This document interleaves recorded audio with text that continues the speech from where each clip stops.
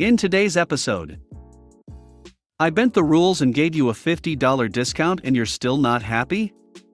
Enjoy the $15 one instead that you were initially meant to get.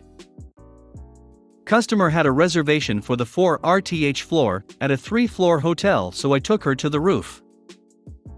Don't send emails outside of work? Sure. So let's get started. I bent the rules and gave you a $50 discount and you're still not happy?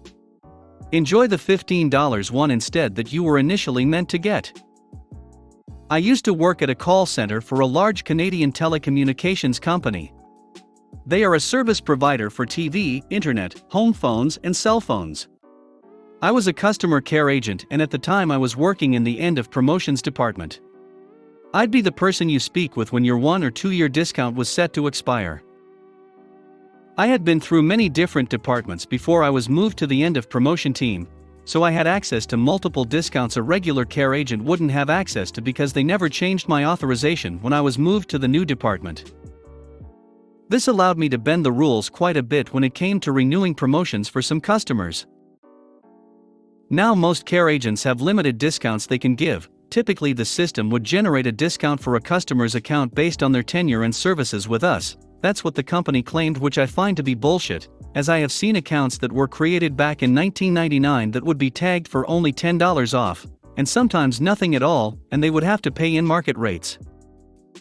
This is where my access level came in handy.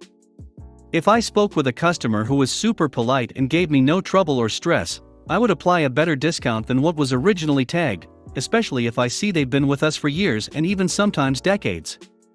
X, tagged for $20 off, give $35 or $40 off instead. Now the company always claimed they keep track if we apply discounts that a customer wouldn't be eligible for, but I think that was also bullsh*t because I did this to many accounts and it never came up during meetings with my manager. So one day I get a call, a customer that's been with the company for a year or two.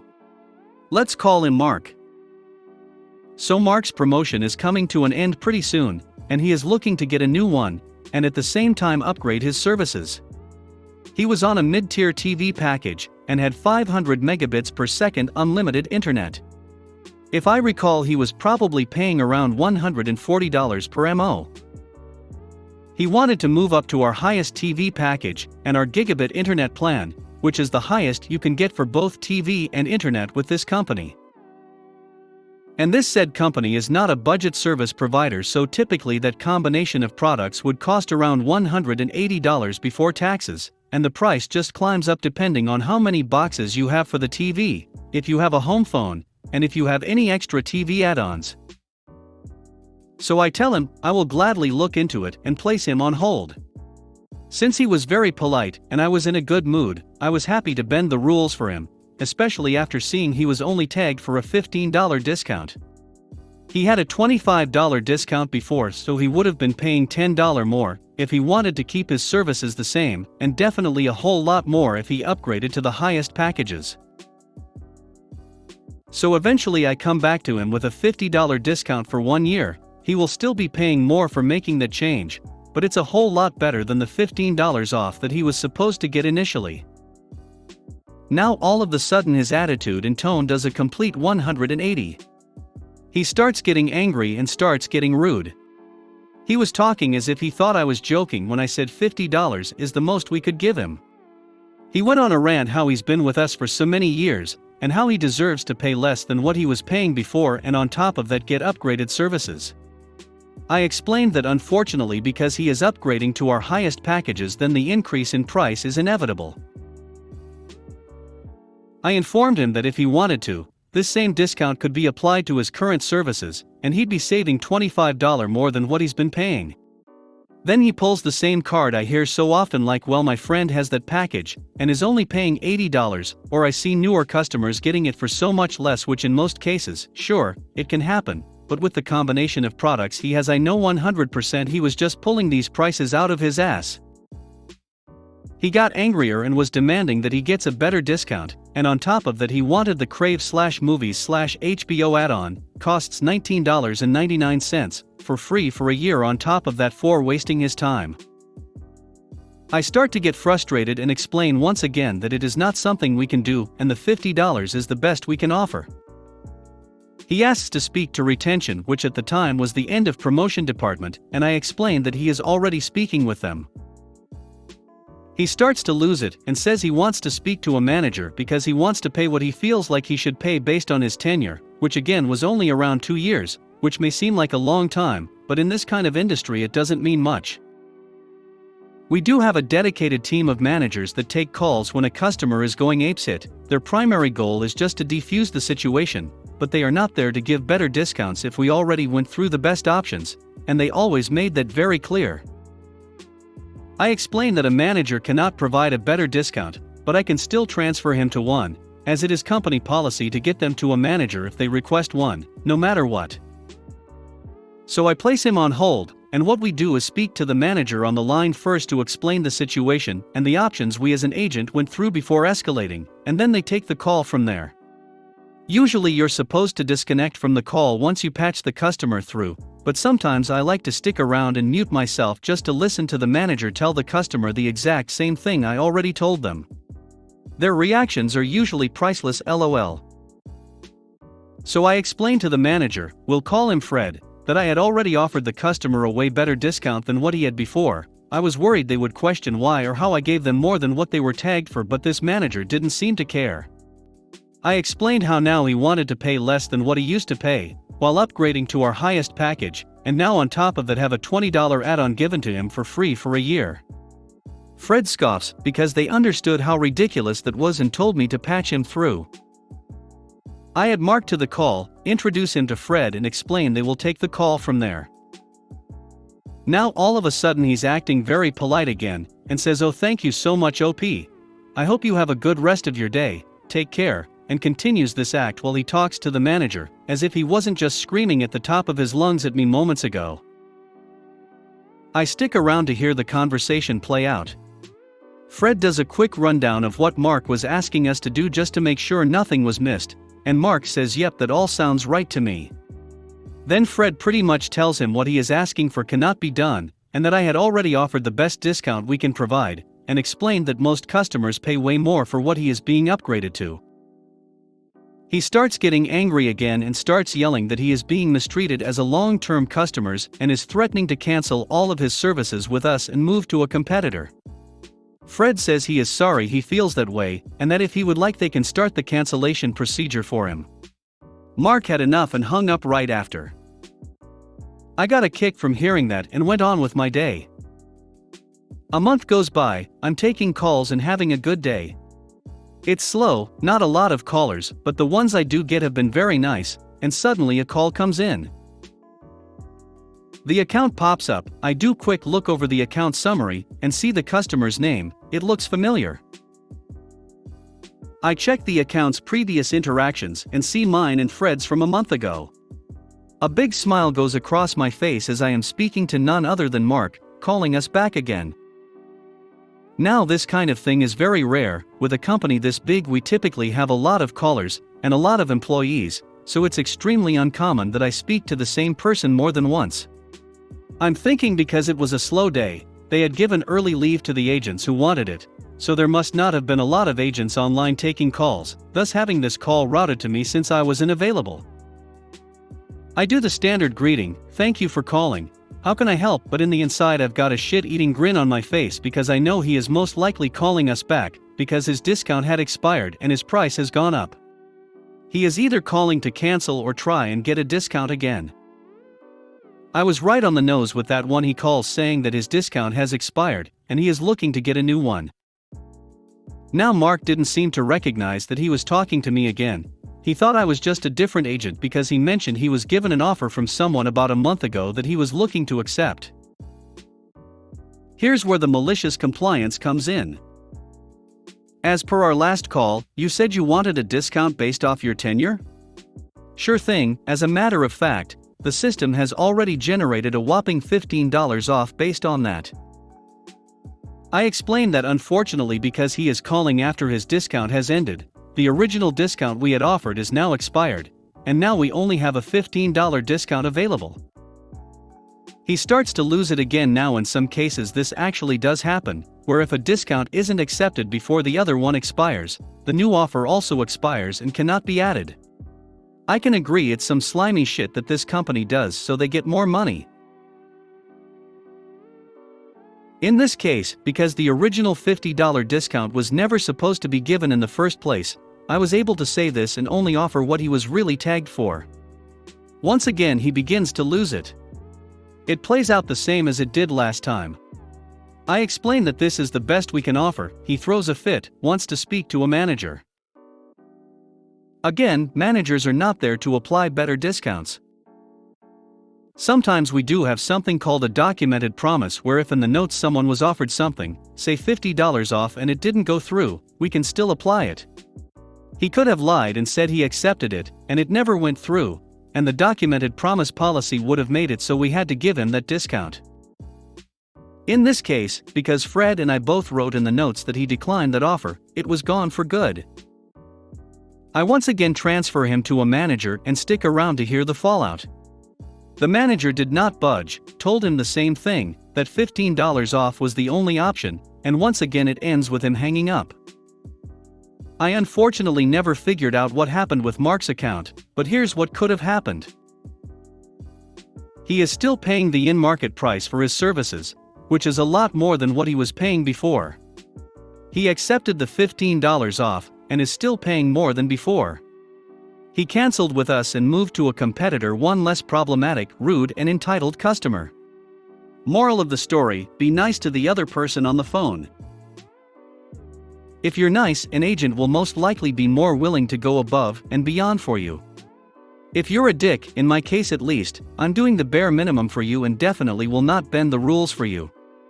Again, most agents can't do that anyways, and in this case I had access to these discounts most likely by mistake. You should still be nice to the person on the other end of the phone regardless.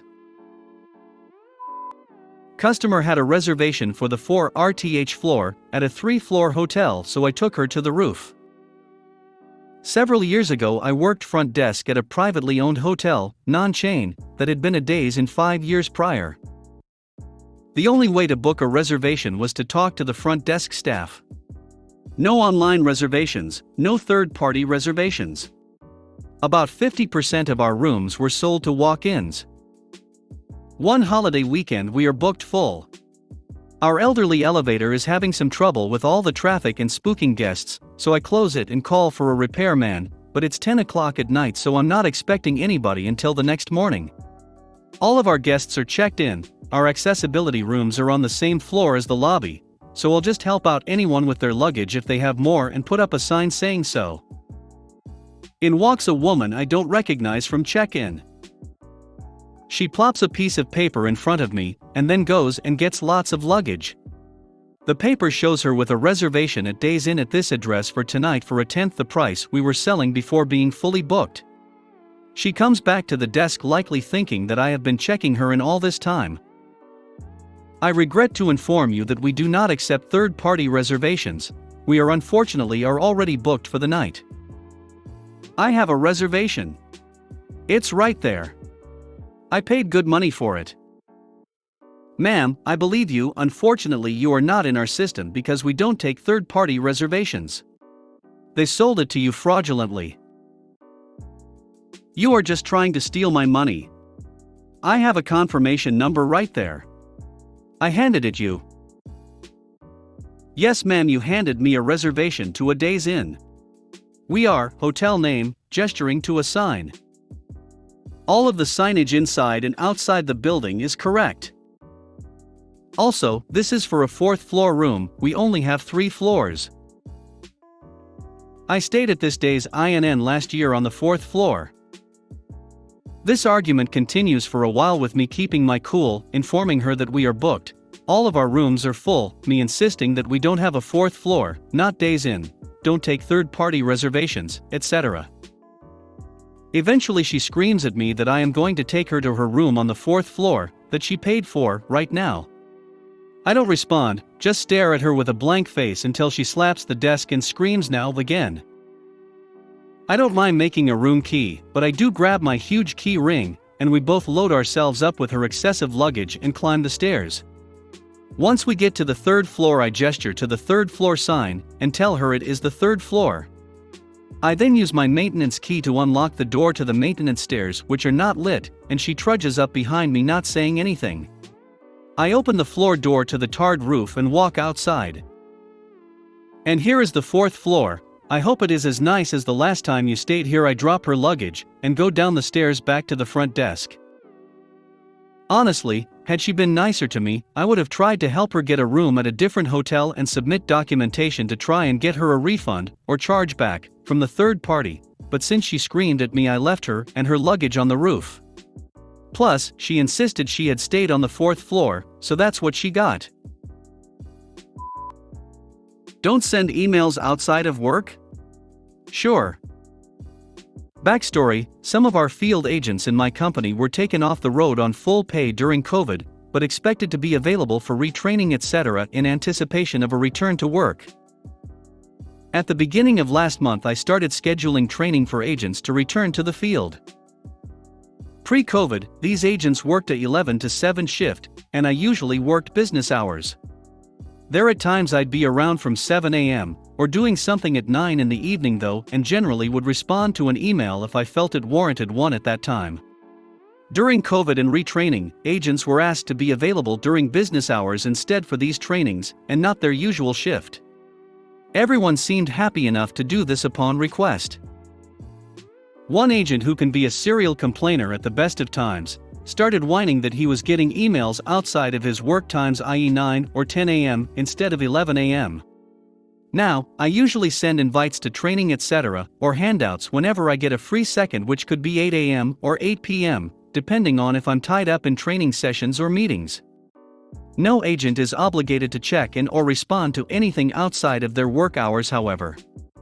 It's more so it's in their inbox when they log on.